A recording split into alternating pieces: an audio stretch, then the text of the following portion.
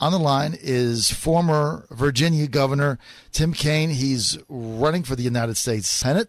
That election is November 6th. He's being challenged by another former governor, Republican George Allen. Governor, how are you today? John, I'm doing great. It's great to be with you. All right. It's always a pleasure to have you on, Governor.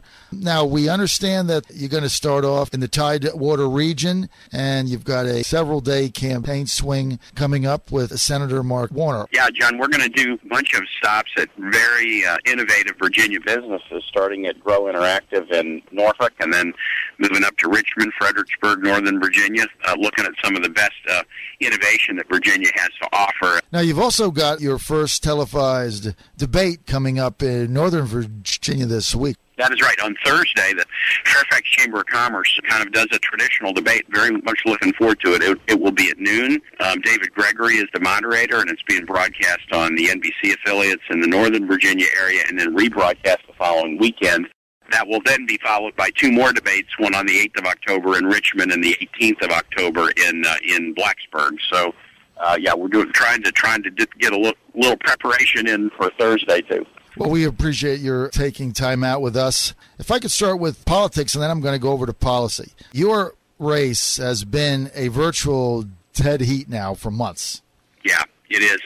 It's almost comical, John. The first poll in April of 2011 had the race between George Allen and me at 46-46, and the most recent poll last week, which was an NBC Wall Street Journal Marist poll, had the race at 46-46. And so while there's been a little bit of movement here and there, up or down, it has been a dead heat, and most people call this one the closest Senate race in the United States.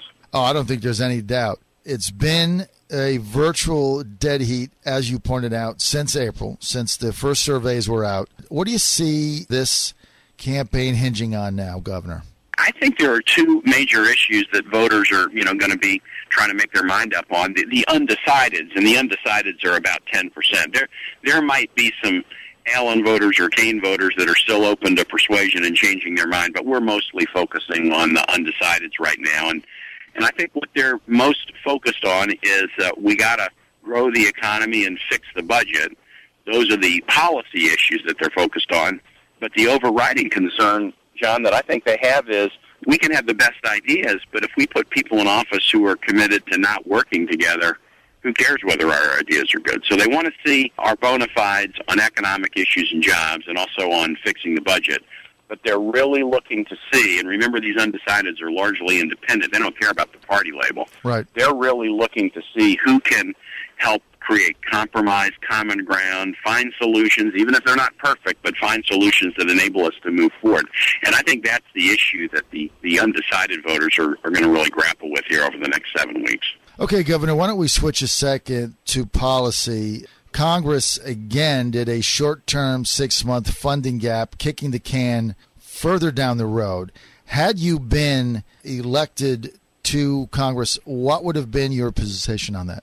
John, I don't like the kicking the can down the road. That's not the way you lead, and that's not the way you solve problems. And I heard recently Donald Rumsfeld quoted, and I don't often quote him, but he said Congress is perfecting the art of taking their job description and making it kicking the can down the road. And the problem is they don't kick very well and they don't kick very far.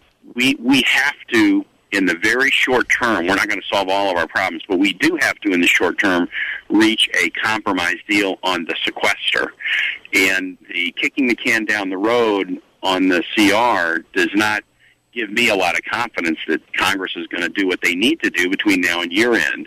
They're still drawing a paycheck, so they ought to be taking action and not just delaying.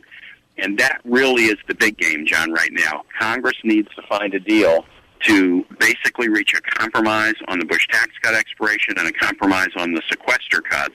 That won't be the same thing as the long-term tax reform or long-term fix to spending, but if we reach the right deal, it can help get us on the right path, and they need to be doing that. So how do we reach it? Well, I have put a compromise on the table. I mean, it is a compromise. It's not exactly everything that Dems would want or ours would want, but here's what I would do between now and year end. I would first, John, reach an accord about the Bush tax cuts, because what happens with the Bush tax cuts determines the size of the deficit that has to be closed.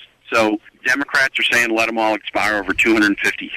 Republican, and they passed that in the Senate this summer. Republicans are saying make them all permanent. They passed that in the House this summer. Each side passed their own version with 100% knowledge that the other side wasn't going for it. So the time for show votes is over, and I've put a proposal on the table that's a compromise. Let the Bush tax cuts expire for the first dollar of income over $500,000. So everyone gets the tax cuts up to that point, but then you let the tax cuts expire beyond. If you do that, that will create $500 billion of revenue over the next 10 years. And so now we look at sequester cuts, not trying to cut $1 trillion over 10 in the short term, but $500 billion in the short term over 10 years. That's step one. Step two, repeal a ridiculous law that's in place right now. When Congress expanded Medicare Part D to cover prescription drug purchases, they put in a prohibition on the U.S. negotiating for pharmaceutical prices with the pharmaceutical companies. We just have to take the price that's charged. It's an anti-common sense provision. No business would do it. Any corner pharmacy or Walmart pharmaceutical department, if they had a good year selling pharmacies, would go to their suppliers and say, hey, look, give us a volume discount. And the thing that's even crazier is the U.S. does get a volume discount on the same pharmaceuticals that we negotiate when we buy them for the VA system and for TRICARE. So if we just eliminated that one silly prohibition in Medicare Part D, we would save $250 billion over 10 years. It's a $25 billion a year item. Okay, so now we're not at $1 trillion of sequester cuts. We're down to about $250 billion that we need to find over 10 years. And the third move I would make would be this. I would repeal the tax subsidies that we give to the big five oil companies. That's $40 billion over 10 years. So now we would have $210 billion of targeted savings to find in the federal budget over the next 10 years, and I would know we could do that. Secretary Panetta has said we can find defense savings. Finding savings we can do, but don't make the number so ugly that it's going to compromise our nation's defense. And Congress, don't tell us where to find the savings, because you'll find it based on politics. You ought to be dialoguing with us so we can find it based on strategies that will be targeted and that will not harm the nation's security.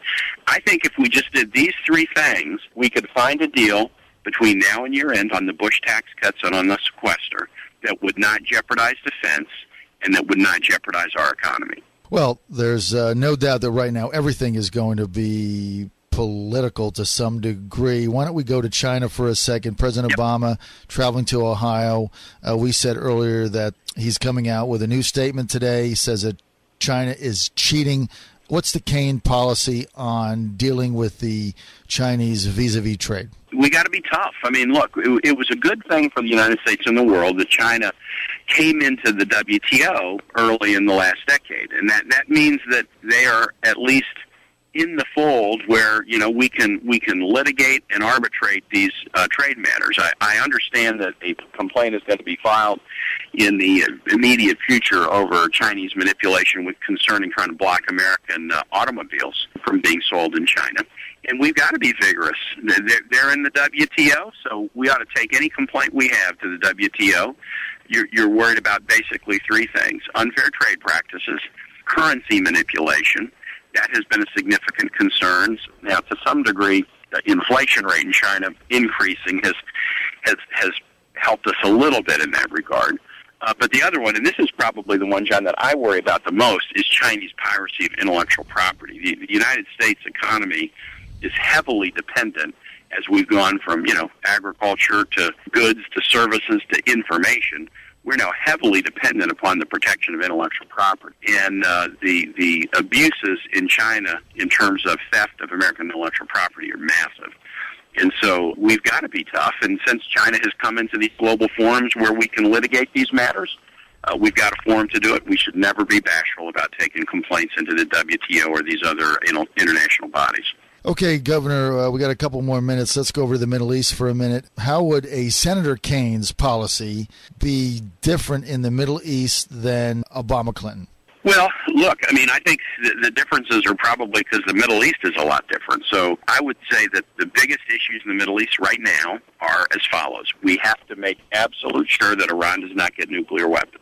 This is not a strategy of containing a nuclear Iran. It is a strategy of blocking a nuclear Iran, and we have to do that because of the security, not just of Israel. This is a broader security issue. If Iran gets nuclear weapons, I can pretty much guarantee that Saudi Arabia and Turkey will feel they need to get nuclear weapons as well, and there will then be a real nuclear proliferation in a part of the world where we don't need that to happen. What you just said is a much tougher policy on Iran, much more pro-Israel than President Obama has shown. Are you saying now that you would take a lead on that?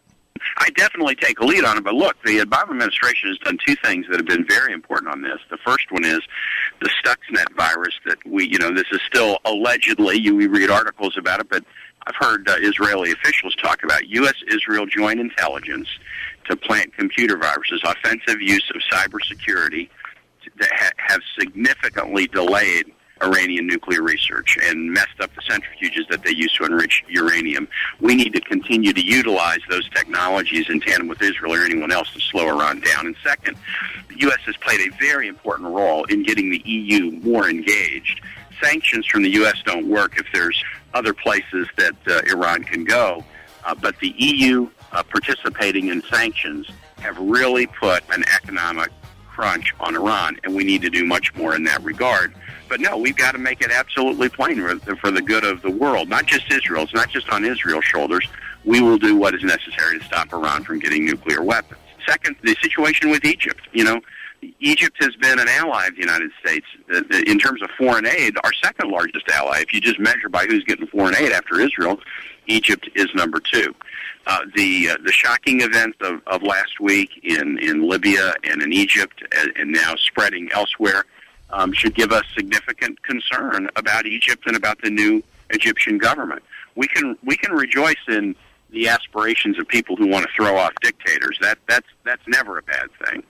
And there are some aspects of the current Egyptian leadership that mean, that definitely ought to make us work very hard to continue the relationship. That Morsi is a U.S. educated with children who are U.S. citizens because they were born here.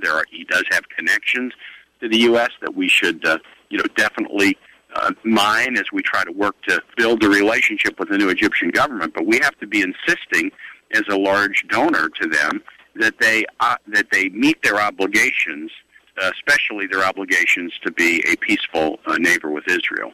So that's the second issue that is obviously a very significant concern.